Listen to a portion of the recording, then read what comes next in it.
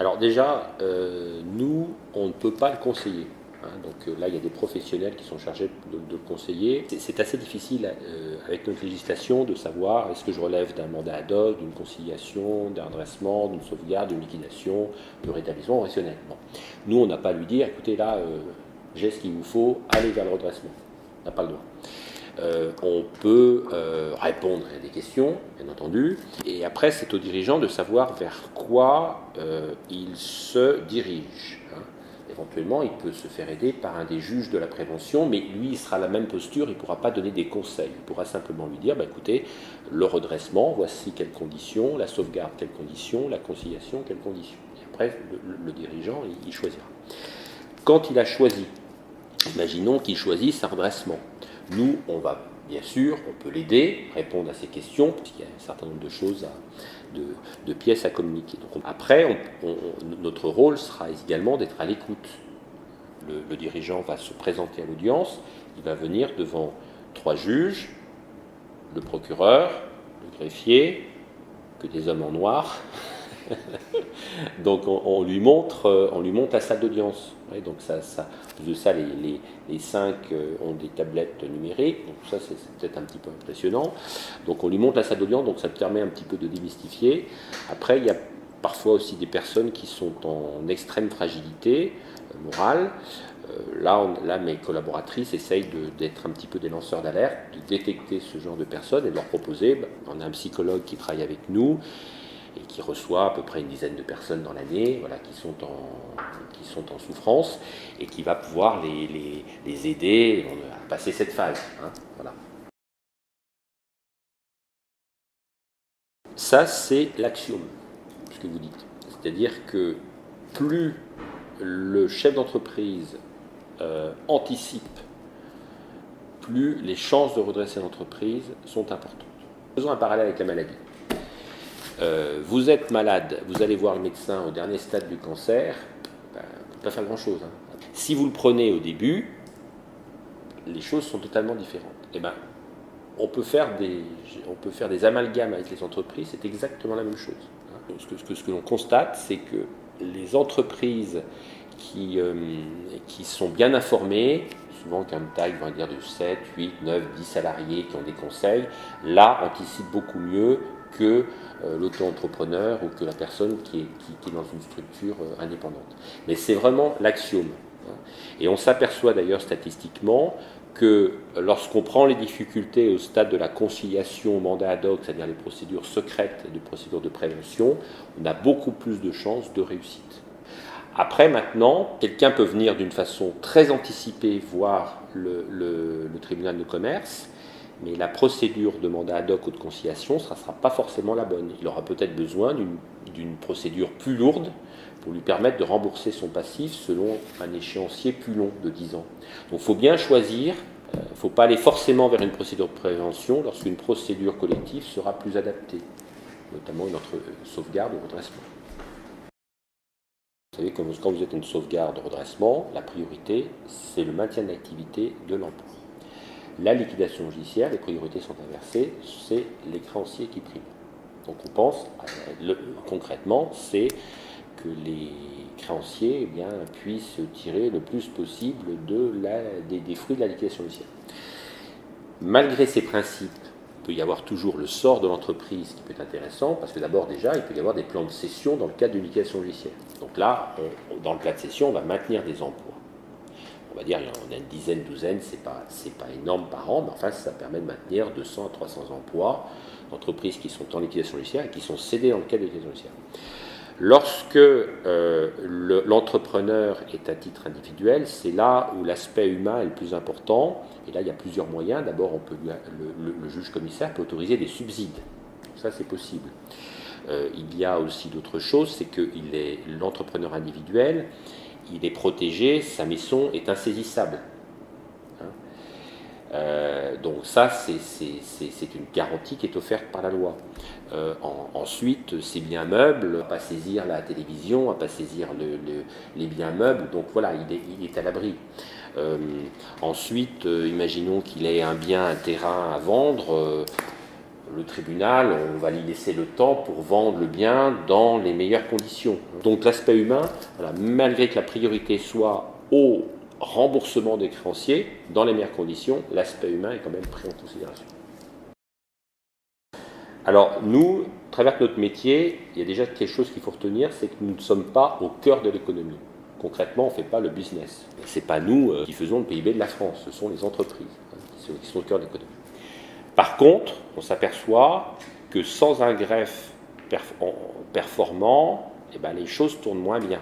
En fait, on va être un facilitateur de l'économie, même si parfois on peut apparaître comme des empêcheurs de tourner en rond. C'est-à-dire que quand on réclame les comptes annuels d'une entreprise, ça ne lui fait pas plaisir de les donner. Mais en même temps, imaginons une société sans compte annuel. Ça veut dire que là, ça serait la totale jungle. De même, la registre du commerce, imaginons, on ne sait pas officiellement quel est le dirigeant, on ne sait pas officiellement quelle est l'activité d'entreprise, on ne sait pas officiellement quel est le capital de la société. Si on n'avait aucune information, ça serait la jungle. Et donc, il n'y aura aucune sécurité dans la vie des affaires. Donc, en fait, on est un acteur incontournable, mais on n'est pas le cœur de l'économie. Et acteur si incontournable que, par exemple, dans les départements d'outre-mer, vous avez des tribunaux mixtes d'outre-mer, c'est-à-dire des juges consulaires qui statuent avec des magistrats professionnels, et il n'y a pas d'office, il n'y a pas de charge comme en métropole. Et ce sont des greffiers fonctionnaires. Et la première revendication depuis 4 ans de tous les organismes professionnels, CCI, Chambre des métiers, MEDEF, CPME, c'était de réclamer des offices comme en métropole, et avant même les baisses de charges. C'est l'ironie, c'est-à-dire que finalement, alors qu'on n'est pas essentiel à l'économie, eh ben, là on est demandé en premier là-bas. Alors donc du coup, l'État a entendu, puisqu'il y avait pratiquement plus de 6 mois pour immatriculer une société, donc ce qui est totalement inadmissible. Donc l'État a entendu et a transformé les greffes en des greffes de tribunaux de commerce.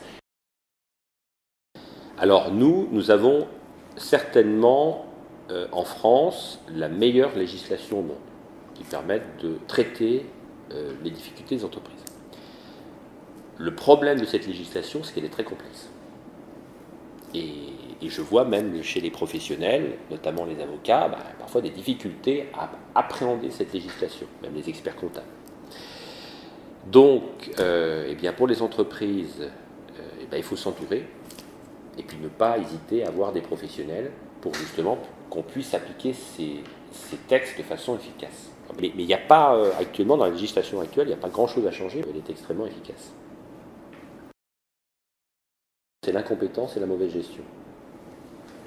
C'est-à-dire qu'il n'y a pas de, et c'est une bonne chose à mon avis, il n'y a pas de permis d'entreprendre, toute personne peut créer son entreprise. Par contre, il y a des personnes qui n'ont pas la capacité de gérer l'entreprise, qui seraient mieux salariées. Donc ça, c'est la première chose. Bon, mauvaise gestion, si. Donc ça fait partie, c'est souvent lié. Après, deuxième raison, il peut y avoir un projet d'entreprise qui échoue. C'est-à-dire que le projet au départ n'était pas forcément bon, ou alors sur le papier il était bon, mais sur la pratique ça n'a pas marché. Donc ça c'est une deuxième ordre de difficulté. Le troisième, ça va être la conjoncture. Donc si vous avez une crise financière ou une crise économique, forcément ça entraîne plus de défaillances. Ça c'est les éléments conjoncturels. Bon, plus rarement, alors on va parfois le citer en premier, un dépôt de bilan qui entraîne un autre dépôt de bilan, un impayé qui entraîne un autre. Alors ça, souvent l'impayé qui entraîne un autre dépôt de bilan, c'est la goutte d'eau qui fait déborder le vase. C'est que déjà l'entreprise est fragile et on ajoute un problème supplémentaire et elle bascule. Voilà.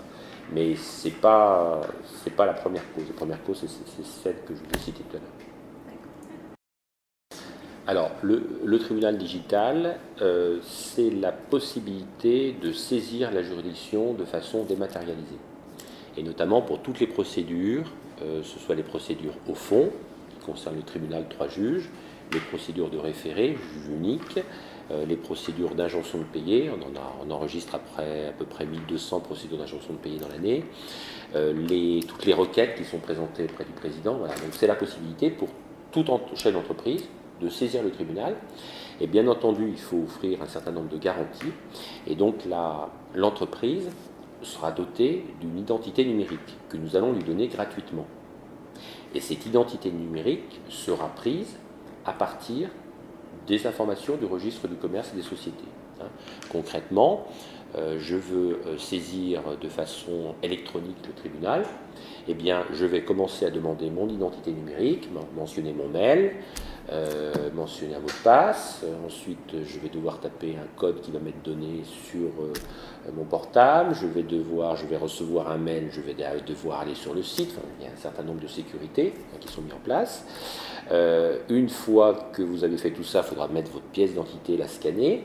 Et une fois que vous avez vu une pièce d'identité, on vous a identifié avec la date de naissance également, et on va vous mettre toutes les sociétés auxquelles vous êtes rattaché.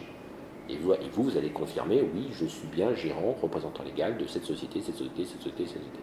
Alors, certains vont peut-être avoir 200 sociétés sous les yeux, j'en sais rien. Enfin bon, c'est à peu près rare, mais enfin la majorité, ils en ont 3 ou 4.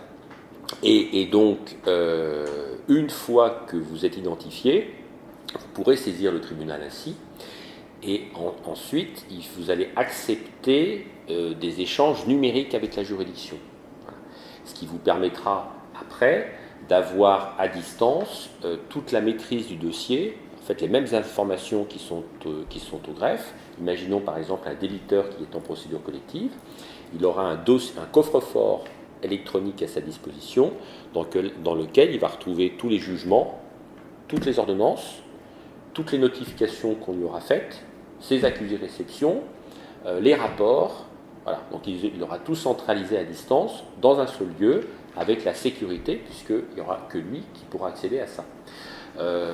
Bien évidemment, nous, chaque fois qu'on lui notifie une lettre recommandée avec une ordonnance à la clé et une voie de recours, eh bien, il va le recevoir dans son coffre-fort électronique et il recevra parallèlement un mail comme quoi il l'a reçu. Et au départ, il va devoir acquiescer à ce mode de transmission. Voilà. S'il n'acquiesce pas à ce mode de transmission, à ce moment-là, on fonctionnera sous format papier. Alors après, ça peut avoir des applications qui sont intéressantes parce qu'à partir de là aussi, eh bien, d'autres organismes peuvent être intéressés par cette identité numérique parce que vous comprenez bien, lorsque quelqu'un n'est plus gérant d'une société, automatiquement, il peut y avoir, par exemple pour les comptes bancaires, un arrêt. Il faut que ce soit même d'ailleurs le jour même, parce qu'il ne faut pas que l'ancien gérant continue à tirer des chèques ou opérer des virements sur le compte bancaire. Voilà. Donc il peut y avoir des tas d'intérêts de ce type, et en fait on va tout droit, ça va être dans les mois qui vont venir, vers une information, vous connaissez le CABIS. Le CABIS à terme va être gratuit, puisque lorsqu'une entreprise devra faire ses formalités sur Internet, il suffira, par exemple pour répondre au marché public, en fait il suffira d'interroger cette identité numérique et nous on confirmera que c'est bien l'entreprise en remettant les données de cette entreprise. Voilà. Tout ça, ça va permettre je reviens à ce que je disais tout à l'heure, de faciliter la vie économique et tout ça sans coût pour l'entreprise supplémentaire. Là, c'est une question concurrentielle. Non, on n'est pas en concurrence. Les greffes des tribunaux de commerce par rapport aux autres juridictions, ce qui est très important, c'est notre autonomie, ça nous permet d'innover, ça nous permet d'embaucher, ça nous permet d'investir, ça nous confère une grande agilité. Le management est également plus aisé. Dans la fonction publique, c'est plus difficile. Voilà. Je dis souvent que pour être manager dans la fonction publique, avec les moyens de la fonction publique, il faut parfois être peut-être même 2 fois plus agile que dans une entreprise privée. Vous trouvez d'autres moyens. Alors bien sûr, cette autonomie ne s'effectue pas sans contrôle, puisque nous sommes, de par nos statuts d'officier public ministériel, nous sommes obligés de suivre des règles professionnelles et des règles déontologiques. On est sous l'autorité du président, sous le contrôle du procureur, on a des inspections tous les 4 ans, on peut avoir des inspections occasionnelles, il y a l'inspection générale des services judiciaires qui peut nous rendre visite. Voilà, donc cette délégation ne s'effectue pas, reste sans garde-fou et à la sauvette.